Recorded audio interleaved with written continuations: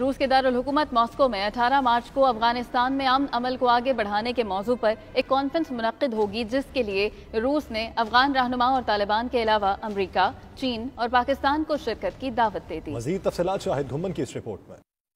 افغان امن کانفرنس کی تجویز سب سے پہلے روس کے لیے افغانستان کے نمائندہ خصوصی ضمیر کاہولاف نے گزشتہ ماہ ایک انٹرویو کے دوران دی تھی۔ ان کا کہنا تھا افغان امن عمل پر بات چیت کے لیے ایک اور طریقہ کار بھی ہے، جو کہ اصل میں امریکی تجویز ہے، اور جس کے مطابق ہم ایک ایسا چھوٹا گروپ تشکیل دیں جس میں افغان امن عمل پر سب سے زیادہ اثر انداز ہونے والے ممالک یعنی امریکہ، چین، پاکستان اور ایران شامل ہوں۔ اس حوالے سے افغانستان کے وزیر خارجہ محمد حنیف اتمر کا کہنا تھا کہ کابل کی حکومت ماسکو کانفرنس میں شرکت کرنے پر غور کر رہی ہے۔ روس کے کابل میں تعینات سفیر ڈیمٹری اے زرنف نے حالیہ ہفتوں میں عبداللہ اور حامد کرزئی سمیت کئی افغان رہنماؤں سے ملاقاتیں کی ہیں۔ ادھر اقوام متحدہ کے ترجمان اسٹیفن ڈوجورک نے کہا ہے کہ اسے امریکہ کی طرف سے افغانستان پر وزرائے خارجہ کی سطح پر کانفرنس منعقد کرانے کی کوئی رسمی درخواست ابھی موصول نہیں ہوئی۔ انہوں نے کہا کہ عالمی ادارہ اس تجویز کے بارے میں میڈیا رپورٹ سے آگاہ ہے، تاہم ترجمان نے کہا کہ اقوام متحدہ کسی بھی ایسی کوشش کی حمایت کے لیے تیار ہے جس سے افغان جنگ کے خاتمے کے لیے پرامن حل تلاش کیا جائے۔